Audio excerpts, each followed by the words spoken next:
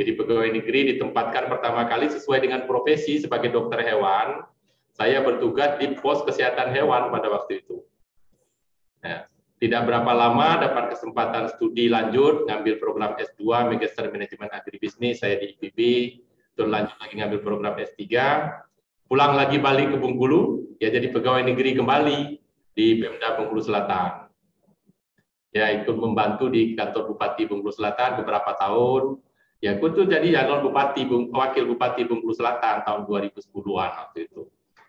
Kemudian dia terpilih jadi wakil bupati, berakhir, akhirnya nyalon jadi wakil gubernur, terus akhirnya sekarang jadi gubernur Bengkulu. Ya sebenarnya perjalanannya ya sebenarnya datar-datar aja, sederhana aja seperti itu ngalirnya.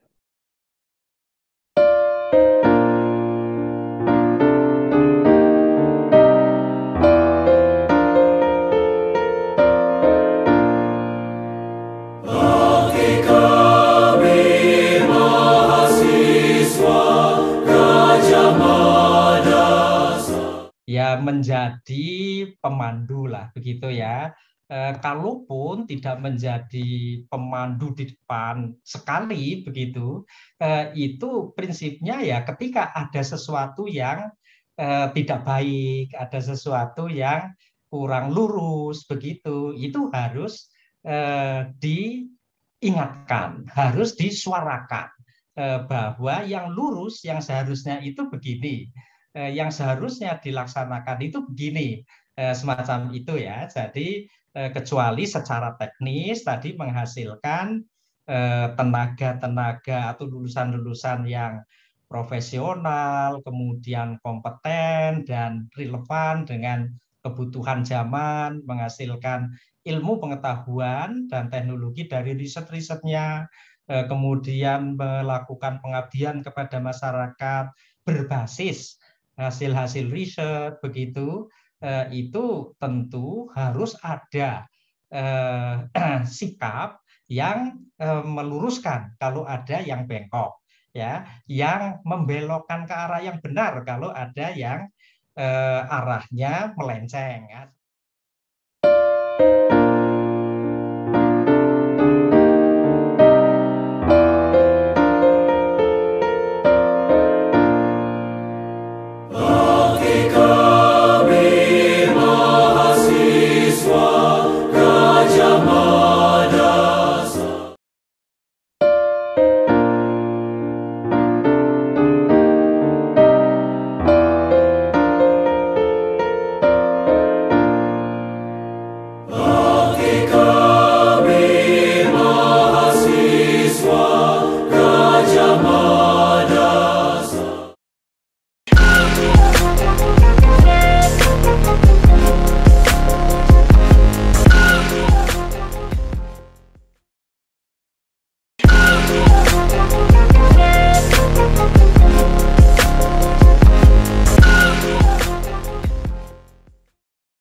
Assalamualaikum warahmatullahi wabarakatuh. Waalaikumsalam warahmatullahi wabarakatuh.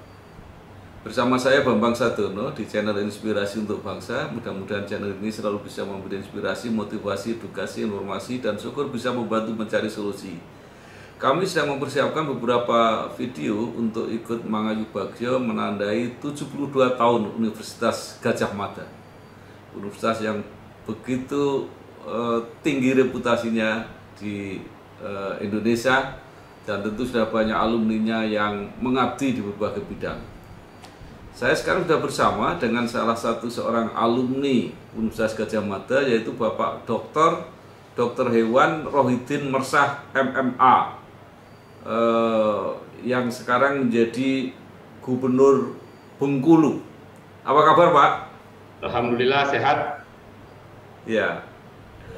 Nah, Pak Rohidin, mungkin bisa diceritakan pengalaman Bapak mulai menjadi mahasiswa Fakultas Kedokteran Hewan Universitas Gadjah Mada, kemudian merintis karir di pemerintah daerah, sampai akhirnya terpilih menjadi Gubernur Bengkulu 2 kali. Waduh, Monggo Pak. panjang sekali. Ya. Ini itu Mas Bambang. Saya ini memang orang desa, Pak. Jadi lahir di Bengkulu Selatan, itu satu kabupaten yang ada di Provinsi Bengkulu, itu yang paling selatan ke arah kabupaten, ke arah Provinsi Lampung.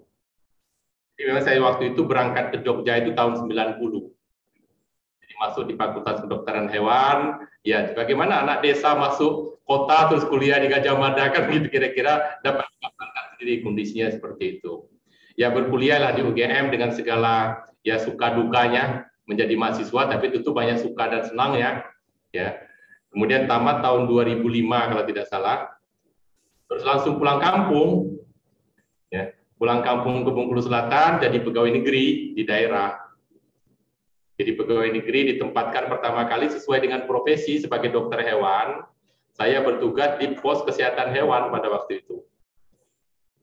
Tidak berapa lama dapat kesempatan studi lanjut, ngambil program S2, Magister Manajemen Agribisnis, saya di IPB, terus lanjut lagi ngambil program S3, pulang lagi balik ke Bengkulu, ya jadi pegawai negeri kembali di Pemda Bengkulu Selatan.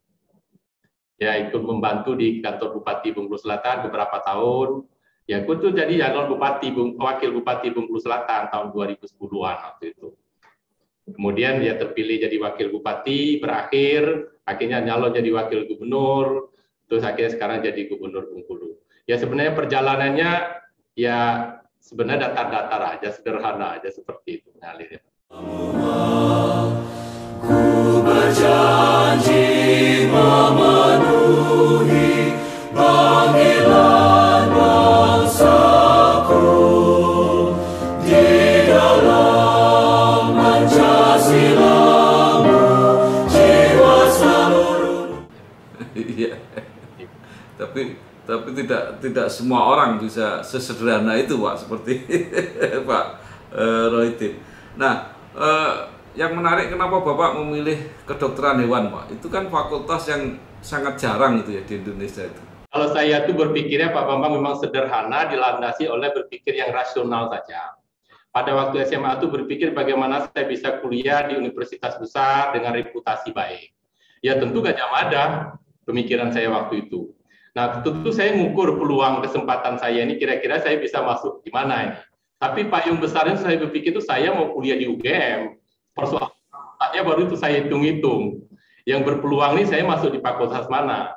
Tapi sekali lagi sesungguhnya cara berpikir saya harus masuk ke universitas yang bagus, yang punya reputasi baik, punya nama besar. Nah itu Gajah Mada. Nah saya berhitung, saya kira Fakultas Kedokteran Hewan ini peminatnya tidak terlalu banyak, sehingga peluang saya untuk diterima itu kan menjadi tinggi. Jadi sederhana begitu saya tidak berpikir kuliah di FKH itu akan seperti apa. Nggak berpikir seperti itu. Target goal besar itu saya mau masuk UGM sebenarnya begitu, Mas. Iya. Tapi kenyataannya pesaingnya banyak atau enggak, Pak? Waktu itu yang ikut melalui penjaringan bibit unggul daerah itu, Pak. Jadi waktu SMA saya mendaftar ada beberapa perguruan tinggi. Kebetulan waktu itu memang diterima di UGM, saya diterima. Kemudian diterima juga di salah satu perguruan tinggi negeri di Sumatera Barat. Diterima juga di Undip, saya diterima juga pada waktu itu. Akhirnya saya memutuskan memilih Gajah Mada. Iya.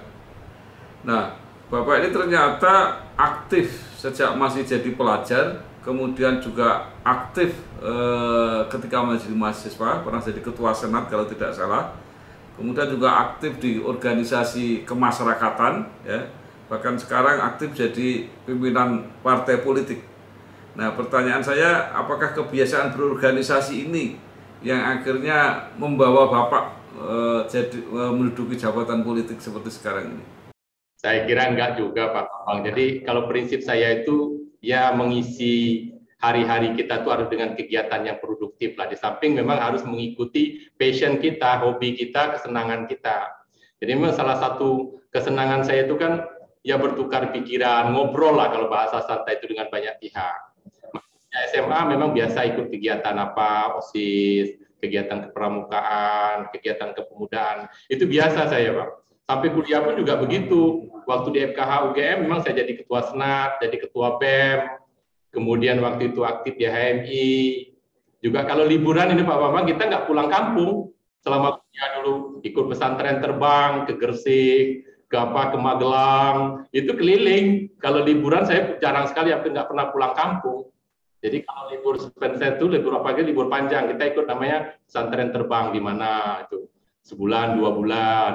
hampir keliling di seluruh Jawa itu, sampai ke Gresik, Banyuwangi, gitu, ke Jombang, Kalpati, Banjarnegara itu udah keliling semua, Demak, sampai ke daerah Klaten yang apa Pesta Apem, Karanganom itu udah biasa semua kita kayak keliling kalau liburan. Saya biasa begitu. Jadi aktif di HMI, aktif di Senat Mahasiswa, dan dulu saya juga kegiatan di ISMAKAHI, Ikatan Senat Mahasiswa Kedokteran Indonesia. Karena FKH itu waktu itu kan memang cuma sedikit, Mas, cuma 5 ada universitas yang ada, 5 universitas. Syakwala, IPB, Airlangga, Udayana, sama UGM. Jadi keliling kita. Setiap semester itu semua pernah kita kunjungi. Nah, suasana begitu membuat semangat jadi mahasiswa itu terasa betul suasananya itu. Kira-kira begitulah bentuknya itu.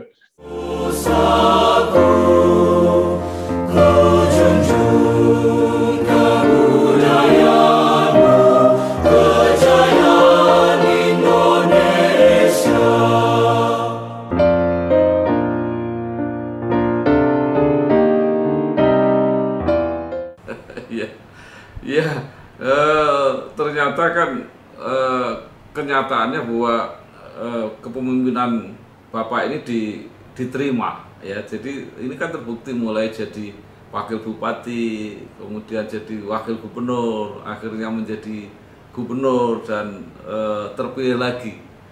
Jadi supaya itu bisa apa Pak diuraikan gitu, artinya biar bisa menjadi rujukan teman-teman yang masih lebih muda itu, apa kira-kira itu benang merahnya apa? Aja, Pak Mas Bambang. Jadi sederhana aja. Jadi kita itu kalau ibarat screw dengan baut itu kan memang harus kompatibel, Pak. Suatu baik dari sisi pembicaraan, obrolan, kemudian cara berpikir itu harus kompatibel dengan mitra kita. Ketika kita berhadapan masyarakat, tentu kita harus menyesuaikan bahasa, tahu persoalan-persoalan mereka, sehingga apa yang kita sampaikan itu ya mengena, menurut saya begitu. Nah, jangan kita memposisikan sebagai orang yang berbeda dimanapun komunitas itu. Nah, sehingga kita akan bisa diterima, menurut saya itu pola yang paling sederhana. Kemudian yang kedua, ya kita memang harus memposisikan diri kita, apalagi waktu itu membawa nama besar Gajah Mada bagi daerah Bengkulu itu memang sebuah nilai tersendiri. Nah, itu yang harus kita jaga, kita tunjukkan betul bahwa reputasi kita, integritas kita, ya, jargon kita sebagai kampus besar, kampus rakyat itu harus kita tunjukkan dengan seperti apa? Mendengarkan aspirasi masyarakat. Itu bahasanya memang klise, tapi faktanya memang harus begitu.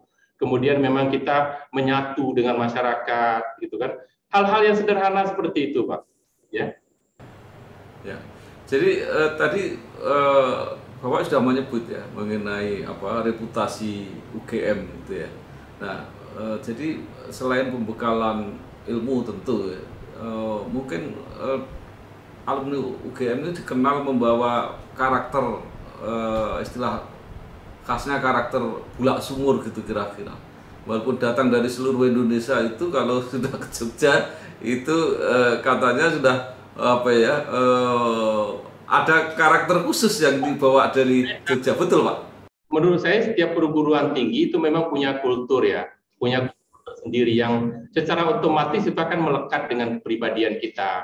Karena atmosfer akademik setiap kampus itu pasti berbeda, dan itu yang membentuk para alumninya.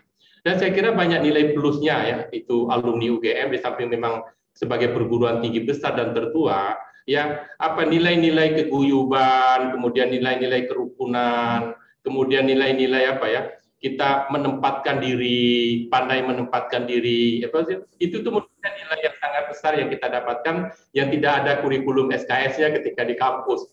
Ya itu. Nah, itu ketika kita terjun ke masyarakat, orang bisa melihat bedanya gitu. Alumni UGM dengan alumni dari universitas-universitas lain gitu kan. Itu seperti itu, Pak. Itu nilai-nilai seperti itu. Ya, membaur, kemudian tadi ya tentu dari sisi akademik ya itu yang pasti pertaruhan pertama. Kita harus menunjukkan bahwa kualitas kita memang harus betul-betul mumpuni. Bisa jadi rujukan lah menurut saya bagi perguruan tinggi yang lain. Ya contoh sederhana, bukan agak nyombong gak dikit, saya ketika dokter hewan, ya tentu saya harus menunjukkan saya paling profesional dibandingkan dengan dokter hewan lulusan-lulusan yang lain. Itu komitmen di dalam diri saya, dan itu fakta lapangan juga memang gitu. Kalau ada persoalan mereka biasa bertanya dengan kita.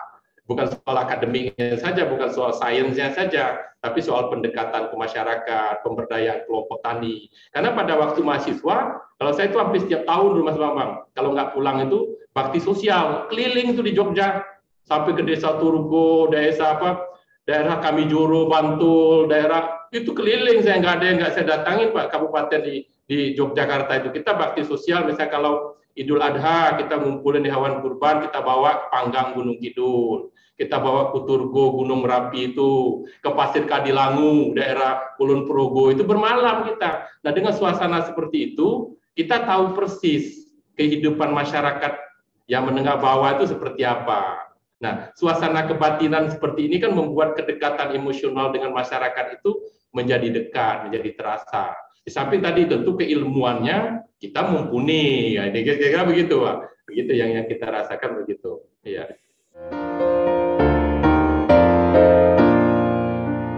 Bagi kami alma mater, ku berjanji setia, ku penuhi dharma bakti. Ya, tadi menarik bahwa mengatakan bahwa menyandang alumni UGM itu memberi semacam tanggung jawab atau bahkan mungkin memberi beban gitu. Tetapi sekaligus ada nggak Pak pengaruh yang menguntungkan gitu karena menyandang nama besar UGM itu ketika mendapat tempat di masyarakat itu lebih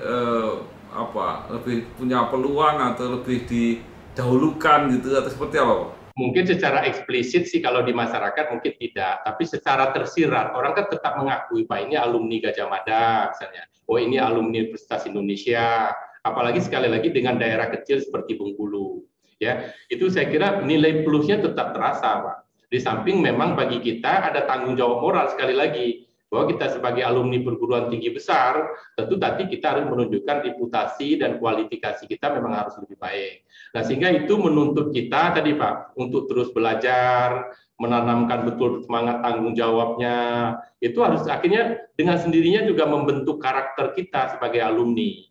Nah ketika bekerja pun memang terasa Pak, jadi kemanfaatan kita alumni perguruan tinggi besar itu ya sebagai alumni UGM dengan keagamanya di daerah, itu ikatan kekeluargaan kita kan kuat sekali. Ya ketika kita ibarat itu berkunjung kemanapun, pasti alumni Gajah Mada itu ada di setiap kabupaten kota. Bahkan kalau di provinsi-provinsi lain juga mudah sekali. Ya posisi sekarang terasa betul kalau saya ketua Pemda Kagama, kemanapun saya keliling di Indonesia, ya ketemu dengan teman-teman Kagama ya udah langsung ngobrolnya itu langsung nyambung, kebersamaan tinggal tanya angkatan berapa, udah ceritanya udah. Nah sehingga komunikasi dalam hal-hal yang lebih substantif lebih mudah. Ya.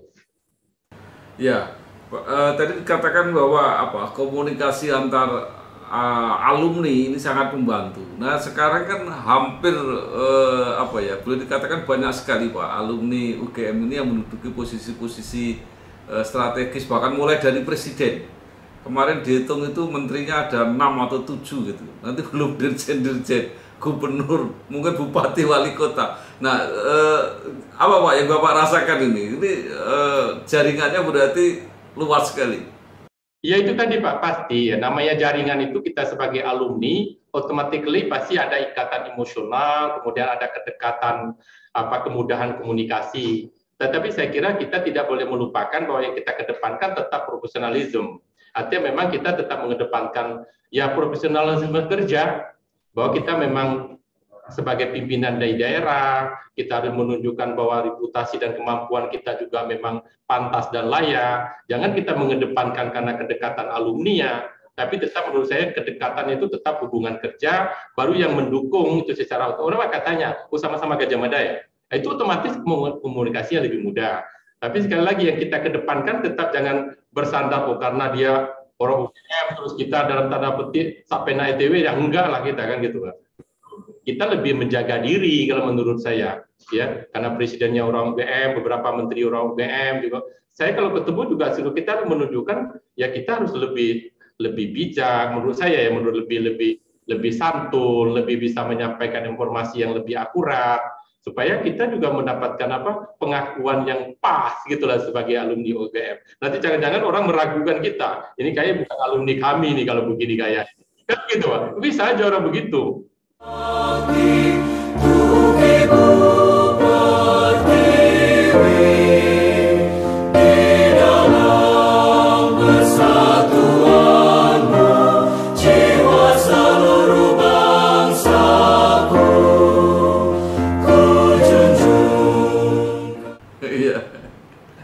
Iya, Pak Gubernur. Nah ini saya mau tanya, tadi kan dikatakan profesionalisme, prestasi, kinerja gitu yang harus ditonjolkan. Nah ini mungkin Bapak berkenan cerita apa 2 periode menjadi gubernur ini yang kira-kira yang prestasi-prestasi, capaian-capaian di Bengkulu yang bisa diceritakan. Ya pertama memang karena Bengkulu ini provinsi kecil, Pak, posisinya di barat Samudra Hindia, posisinya di barat Pulau Sumatera. Ya pertama memang waktu awal kepemimpinan saya mencoba bagaimana membuat konektivitas Bengkulu itu dengan provinsi-provinsi tetangga, kemudian terutama dengan transportasi laut, udara maupun darat. Karena menurut saya inilah persoalan utama yang dihadapi Bengkulu, keterisolasian. Karena posisi timurnya itu dibatasi oleh Taman Kerinci sebelah dan Bukit Barisan yang memisahkan Bengkulu dengan Sumatera Selatan, dengan Jambi, Sumatera Barat, dan Lampung. Di sisi barat itu ada Samudra Hindia. Maka persoalan Bengkulu penduduknya sedikit tapi terisolasi dengan bentang alam seperti itu.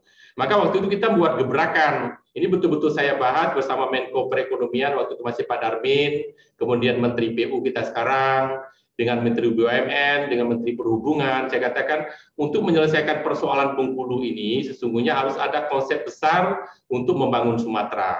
Bagaimana kita mengkonektivitaskan Bengkulu dengan 4 provinsi tetangga. Di mana ada jalur tengah Pulau Sumatera, kemudian ada lintas timur Pulau Sumatera. Saya katakan ini harus dibuat sodetan dari Sumatera Selatan dikeluarkan ke provinsi Bengkulu sehingga ada keterhubungan. Ya, ada pelabuhan besar yang ada di Bengkulu menghadap ke Samudra Hindia yang kalau dulu pada zaman penjajahan itu merupakan pintu gerbang perdagangan utama Sumatera.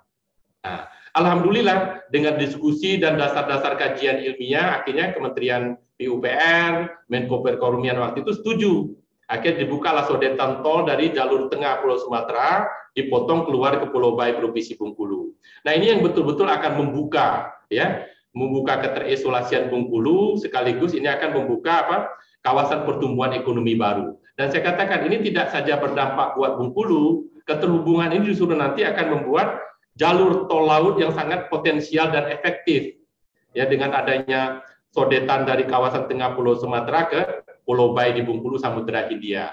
Nah, membuka jaringan seperti ini tadi tentu perlu mendapatkan dukungan dari pengambil keputusan pada tingkat nasional. Nah, disinilah kemudian komunikasi kita sebagai alumni UGM dengan Menteri PUPR, waktu itu Ketua PP Ketua Umum Pengdak Agamanya, ada Menteri Perhubungan. Nah, disinilah komunikasinya lebih mudah. Tapi tetap dasar argumen yang kita bawa tetap harus rasional dan kita tetap kepentingan wilayah yang kita angkat, bukan kepentingan saya sebagai alumni. Saya katakan Pak Darmin waktu itu dengan Menteri Perhubungan, Pak Budi Karya Sumadi, Pak, saya katakan kalau kita buka jalur ini, maka sesungguhnya nanti akan berimpact dengan pertumbuhan ekonomi Sumatera. Karena nanti jalur transportasi laut akan efektif, Pulau Bayi akan berfungsi dengan baik, tol laut dari Tanjung Priok, Panjang Lampung, Pulau Bayi Bengkulu, kemudian nanti ada Teluk Bayur Sumatera Barat, ada Belawan di Sumatera Utara sampai ke Sabang. Nah, maka saya katakan potong aja Sumatera ini. Ya, dari Palembang keluarkan ke Pulau Bayi besar Bengkulu, tengahnya potong lagi keluarkan Teluk Bayur, utaranya keluarkan Belawan. Konsepsi seperti ini yang kita sampaikan dan mendapatkan dukungan dari pusat. Maka alhamdulillah konektivitas dari sisi darat dan laut mudah-mudahan betul-betul menjadi tol laut di kawasan barat Samudra Hindia, ini akan membuat pertumbuhan ekonomi Bengkulu menjadi terbuka. Nah, alhamdulillah tahapan-tahapan itu sekarang sudah mulai terrealisasi. Salah satu kebudayaanmu, kejayaan Nusantara.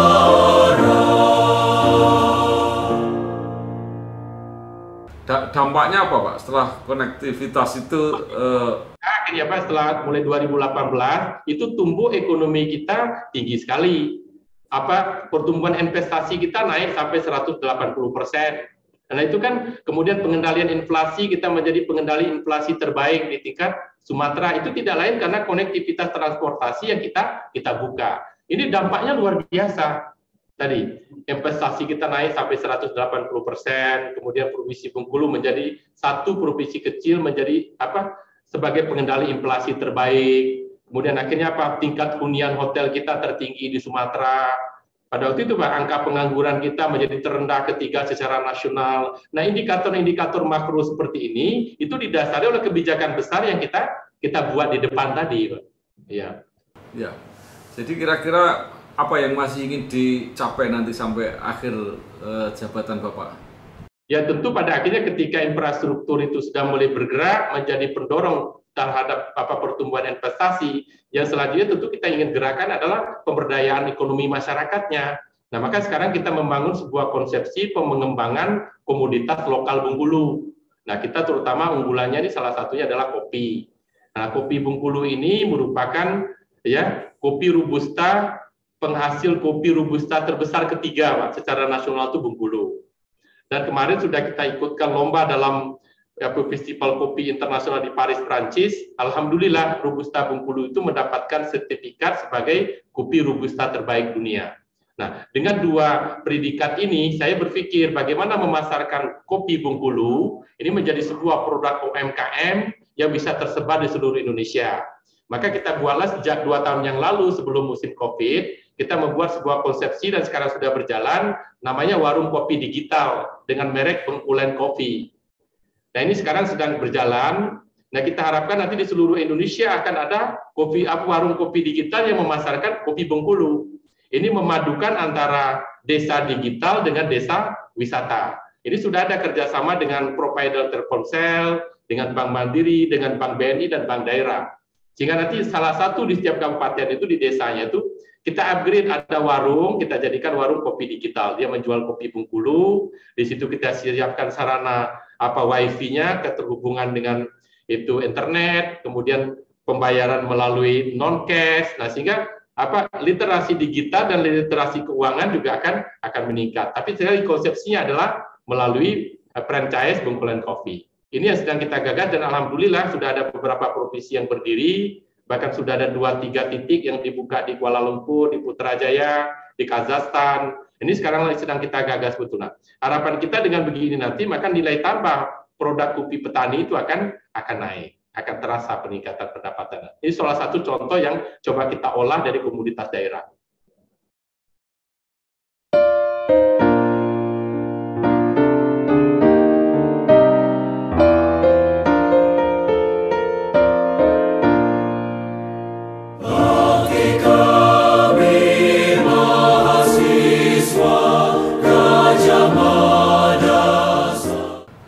Kalau nggak salah Bengkulu pariwisata juga menarik Pak ya? Ya, itu dan yang kedua dari sisi pariwisata memang alhamdulillah lumayan lah. Pertama dari sisi sejarah Pak. Jadi coba kita mengangkat bagaimana potensi wisata sejarah yang ada di Bengkulu, di mana Bengkulu ini merupakan salah satu kota yang sempat menjadi tempat pengasingan Bung Karno tahun 38 sampai tahun 42. 4 tahun cukup lama beliau di Bengkulu. Dan akhirnya beliau bertemu dengan Ibu Fatmawati yang akhirnya menjadi ibu negara pertama. Nah, ada beberapa itu peristiwa sejarah yang ada di Bengkulu, terutama yang diperankan oleh Bung Karno dan Bu Fatmawati, ini yang bisa kita kapitalisasi menjadi sebuah aset pariwisata. Nah, salah satunya itu adalah menjahit merah putih, yang diperankan Bu Fat sebagai ibu negara pertama, beliau menjahit merah putih sehingga menjadi simbol kedaulatan bangsa. Dan ini ketika orang datang ke Bengkulu, ya kita minta mereka menjahit merah putih di rumah kediaman Bu Fat. Nah, itu akan membuat sebuah wisata sejarah ya yang coba kita angkat. Kemudian yang kedua, sekarang kita sedang menggagas bagaimana ini untuk diangkat menjadi sebuah film layar lebar, misalnya Fatmawati untuk Indonesia. Ini sedang kita rancang-rancang dalam bentuk studi sejarahnya. Sehingga nanti kalau studi sejarahnya sudah bagus, sudah lengkap, dan kemudian sudah mendapatkan pengakuan dari para pihak, baru nanti kita angkat menjadi sebuah film layar lebar. Kemudian yang ketiga, kita tahu bahwa di dalam membuat menjahit merah putih itu justru historical sejarahnya itu kuat sekali. Waktu itu beliau masih posisi hamil, masih jauh menjelang kemerdekaan, beliau jahit merah putih. Ketika merdeka, ibu kota negara kita mau dipindahkan ke Jogja, sempat beliau pisahkan merah dan putihnya untuk membawanya ke Jogja agar terselamatkan merah putih ini. Nah, itu heroik konteks sejarah dan hukumnya itu kuat sekali.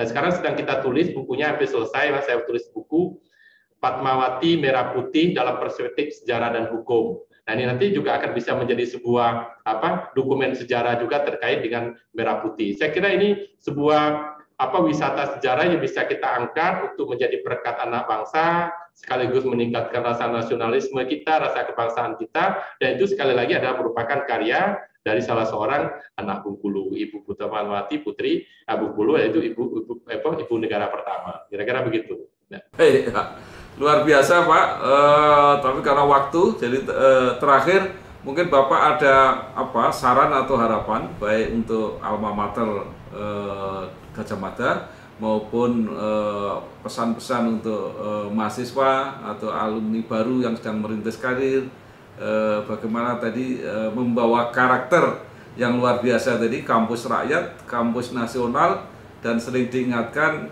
kampus Pancasila UGM itu. Silakan Pak. Kalau saya tetap yang betul-betul harus kita jaga nilai itu adalah kultur kerakyatannya, Pak. Jadi betul-betul UGM itu menyatu dengan rakyat. Ini bukan slogan, tapi betul-betul nilai-nilai yang ditanamkan ketika kita di kampus. Itu terasa ketika kita berada di warung makan, ya ketika kita berada di bis kota, ketika kita waktu itu misalnya sedang di perpustakaan. Itu nilai-nilai kerakyatan itu yang selalu betul-betul membumi bagi para mahasiswa UGM. Dan ketika mereka nanti pulang ke daerahnya atau bekerja dengan profesi apapun, nah nilai-nilai kampus rakyat ini sekalian menurut saya yang betul-betul harus kita jaga. Kemudian yang kedua, kultur keguyuban.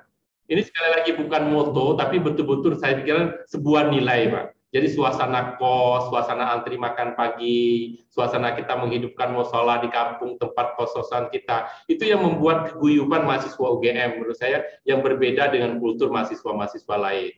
Nah, ini menurut saya jangan sampai hilang, karena nilai-nilai akademik kalau soalnya di ruang kelas di kampus, mahasiswa sekarang bisa lebih canggih, Pak.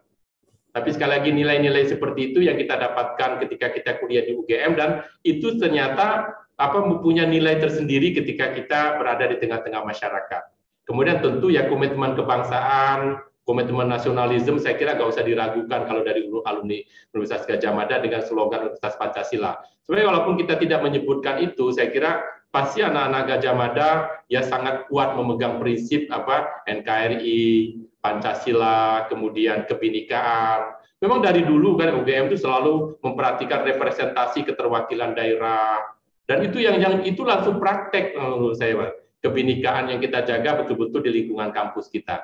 Nah, itu sekali lagi menurut saya yang tidak boleh hilang. Boleh kurikulum semakin maju dengan perkembangan sains dan teknologi, tapi tadi yang namanya ya nilai-nilai kerakyatan, keguyuban, tadi kemudian nilai-nilai kebinekaan, itu sekali lagi itu praktek langsung di kampus, Mas. Ya, termasuk suasana menurut saya kampus yang berada di dalam tengah-tengah pemukiman. Kalau UGM itu kan dia kan tersebar, ada di antara komplek pemukiman. Itu suasana seperti itu justru nilai-nilai yang saya sebutkan 3 di depan itu secara tidak langsung itu tersampaikan gitu loh, kalau menurut saya gitu. Beda dengan kampus yang dilokalisir, hanya kampus sendiri dipisahkan dengan perkampungan. Itu beda. Nah, maka sekarang kalau saya melihat ke Gadjah Mada lagi sudah banyak dibangun pusat-pusat bisnis baru di tengah-tengah kampus, menurut saya itu nanti bisa hilang yang nilai-nilai saya sampaikan di depan tadi. Begitu, Pak.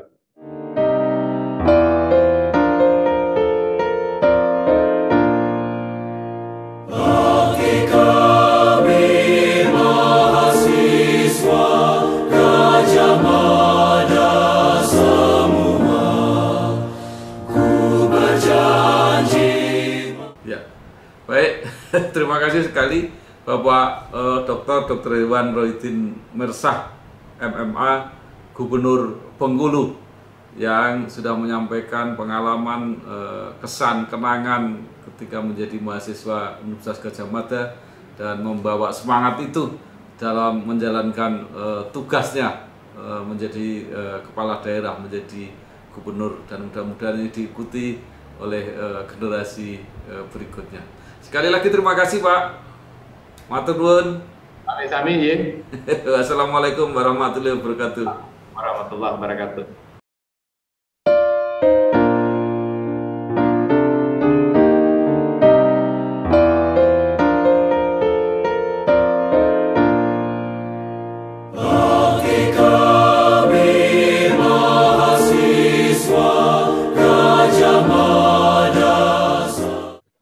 Saya diberitahu Pak Heri, jadi pasangan kepala daerah kui berdasarkan undang-undang itu tugasnya itu satu, tapi itu sangat berat.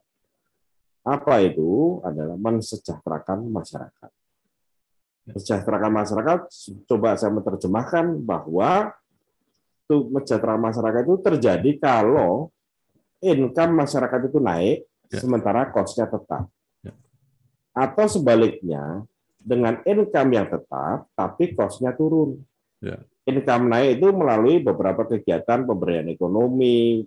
Nah, cost-nya turun berarti dengan cara ya tadi, beban-beban masyarakat di bidang pendidikan, kesehatan itu bisa disubsidiasi oleh pemerintah atau kebijakan-kebijakan yang sifatnya afirmatif sehingga cost masyarakat itu turun. Dengan income ya, kan selalu ada deltanya.